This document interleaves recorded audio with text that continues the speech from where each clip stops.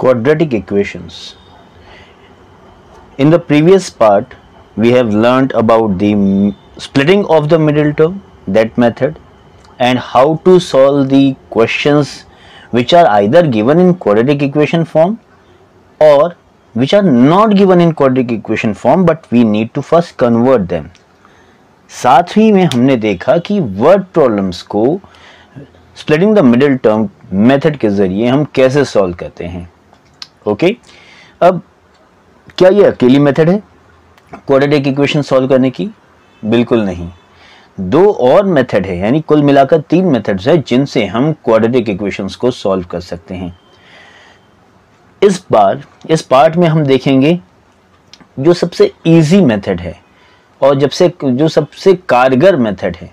यानी अगर कोई और मेथड से सॉल्यूशन नहीं आ रहा है तो इससे तो श्योर आएगा ही.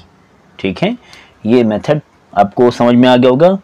इस मेथड का नाम है quadratic formula. Quadratic formula. Okay, so देखते हैं कि ये फॉर्मूला क्या है और इस फॉर्मूले से हम रूट्स के नेचर को कैसे जान सकते हैं. अभी नेचर ऑफ रूट्स क्या होता है? नेचर ऑफ रूट्स मतलब कि देखिए, ये तो हमने पता है कि भाई अगर लीनियर है इक्वेशन तो एक सॉल्यूशन मिलेगा, अगर क्वाड्रेटिक है तो 2 सॉल्यूशन मिलेंगे और अगर क्यूबिक है तो 3 सॉल्यूशन मिलेंगे. पर ये सॉल्यूशन कैसे हो सकते हैं? या तो ये सॉल्यूशन सेम हो सकते हैं यानी इक्वल, या फिर ये सॉल्यूशन अलग अलग हो सकते हैं यानी डिस्टिंक्ट, और या फिर ये सॉल्यूशन रियल ना हो यानी इमेजिनरी हो. तो इस चीज़ को हम इस पार्ट में समझेंगे कि भाई नेचर ऑफ रूट्स क्या होता है. ओके, सो सबसे पहले हम जान लेते हैं कि फॉर्मूला क्या है. क्वाड्रेटिक फॉर्मूला जो हमने लिखा है ये क्या है. किसी भी क्वाड्रेटिक इक्वेशन जिसका जनरल फॉर्म है ax² plus bx plus c equals to 0, ये है हमारा क्वाड्रेटिक इक्वेशन. तो अगर हमें इसके रूट्स निकालने हो तो वो हमें मिल सकते हैं इस फॉर्मूले के जरिए, जो हैं -b plus minus under root b² minus 4ac and whole upon 2a. अब फॉर्मूला बोला है तो फॉर्मूला जैसा दिख तो रहा है, बट ये फॉर्मूला बना किन चीज़ों से हैं? ए बी सी, ये कहाँ से मिले हैं? तो अब अगर आप ऊपर नज़र दौड़ाएं कि ये क्वाड्रेटिक इक्वेशन जो हमें दिया है इसमें ये b कहाँ से आया? b है ये मिडिल टर्म का कोएफिशिएंट यानी x का कोएफिशिएंट. a क्या है? a है x² का कोएफिशिएंट और c क्या है? c है कांस्टेंट टर्म.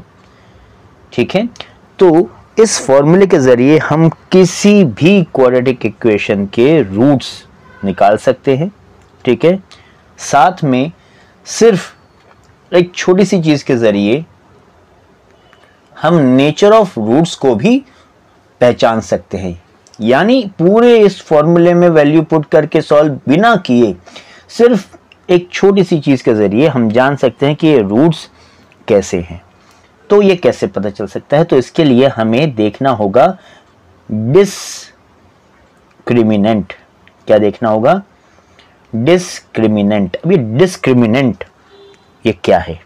डिस्क्रिमिनेंट है d is equals to b² minus 4ac. अब d is equals to b² minus 4ac. अभी b² माइनस 4ac हमने कहाँ देखा है? ये देखा है इस फॉर्मूले में जो कि इस रूट के अंदर आता है. ठीक है, तो ये डिस्क्रिमिनेंट पूरा डिसाइड करता है सारा का सारा गेम. यानी हम कह सकते हैं कि इस पूरी मूवी का मेन एक्टर है डिस्क्रिमिनेंट. ये कैसे डिसाइड करता है? अगर मानो हमने b, a और c इस सब की वैल्यू इसमें पुट की और अगर b² माइनस 4ac यानी कि d अगर आता है ग्रेटर देन 0. अब ग्रेटर देन 0 मतलब पॉजिटिव वैल्यूज. ग्रेटर देन 0 मतलब फॉर ऑल पॉजिटिव वैल्यूज, यानी 0 से बड़ी सारी वैल्यूज, वो 0.5 भी हो सकती है, 1 भी हो सकती है, 2 भी हो सकती है, ग्रेटर देन 0। अगर d की वैल्यू ग्रेटर देन 0 आती है तो हमें क्या मिल सकता है, देखिए अगर d की वैल्यू ग्रेटर देन 0 आई तो roots are real and distinct. Roots are real and distinct. ठीक है, अब रियल का मतलब क्या है कि भाई रियल नंबर्स में आएगा, और डिस्टिंक्ट मतलब दो रूट्स हैं, दोनों अलग अलग होंगे, दो रूट्स हैं तो दोनों अलग अलग होंगे।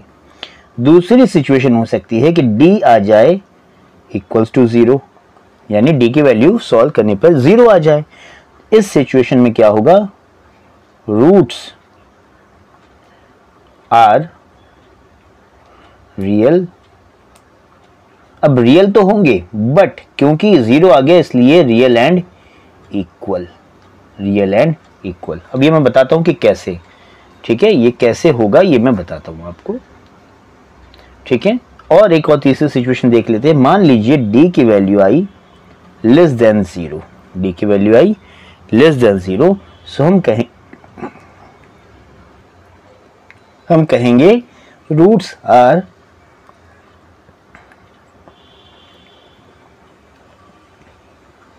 Not real.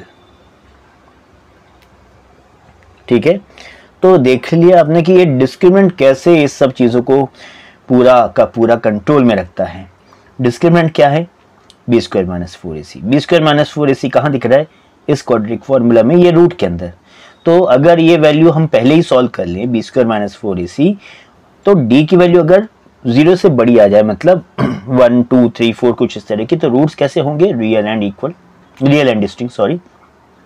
अगर d की वैल्यू कुछ कारणों से 0 आ जाए तो रूट्स होंगे रियल एंड इक्वल, और अगर d की वैल्यू लेस देन 0 आ जाए तो रूट्स होंगे नॉट रियल। अब ऐसा क्यों होगा, ठीक है, बोल तो दिया पर ये क्यों होगा। अगर फॉर्मूले पे ध्यान दें तो minus B plus minus root B square minus 4ac upon 2a।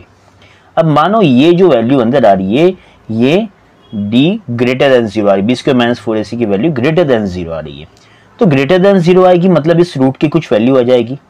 जैसे ही रूट के अंदर कुछ वैल्यू रहेगी तो उसका आंसर आएगा, और हमें ये प्लस करने पर एक सॉल्यूशन मिलेगा और माइनस करने पर एक सॉल्यूशन मिलेगा, ठीक है, इसीलिए रियल एंड डिस्टिंक्ट। अब मानो कि अगर ये d की वैल्यू 0 आ जाती है तो स्क्वायर रूट का ऑफ 0 क्या हो जाएगा, 0, यानी इस प्लस और माइनस का कोई इफेक्ट ही नहीं होगा। तो टोटल जो सॉल्यूशन वो कौन डिसाइड करेंगे, ये तो चला गया 0 होने से, तो सिर्फ माइनस बी अपॉन 2a ही रूट्स डिसाइड करेंगे या सॉल्यूशन डिसाइड करेंगे। तो इसीलिए रूट्स कैसे मिलेंगे, रियल एंड इक्वल। यानी अब आप बोलो एक ही मिला सॉल्यूशन मिला पर क्वाड्रेटिक है, मतलब 2 मिलने चाहिए। अरे जब एक ही मिला और 2 मिलने चाहिए तो वो क्या मतलब कहलाया इसका कि वही रूट्स रिपीट होंगे 2 बार, क्योंकि दो रूट तो देने आपको, ठीक है। अब अगर मानो ये d की वैल्यू लेस देन 0 आती है, लेस देन 0 मतलब नेगेटिव, लेस देन 0 मतलब नेगेटिव। अगर नेगेटिव आती है तो नेगेटिव ऑफ स्क्वायर रूट क्या होता है, इमेजिनरी, यानी रियल नहीं, इमेजिनरी मतलब रियल नहीं। तो इसलिए हम क्या कहते हैं कि रूट्स आर नॉट रियल, ठीक है। तो ये था हमारा क्वाड्रेटिक फॉर्मूला जिसकी मदद से हम कोई भी क्वाड्रेटिक इक्वेशन के सॉल्यूशंस यानी रूट्स फाइंड कर सकते हैं, ठीक है। तो होप ये फॉर्मूला समझ में आ गया।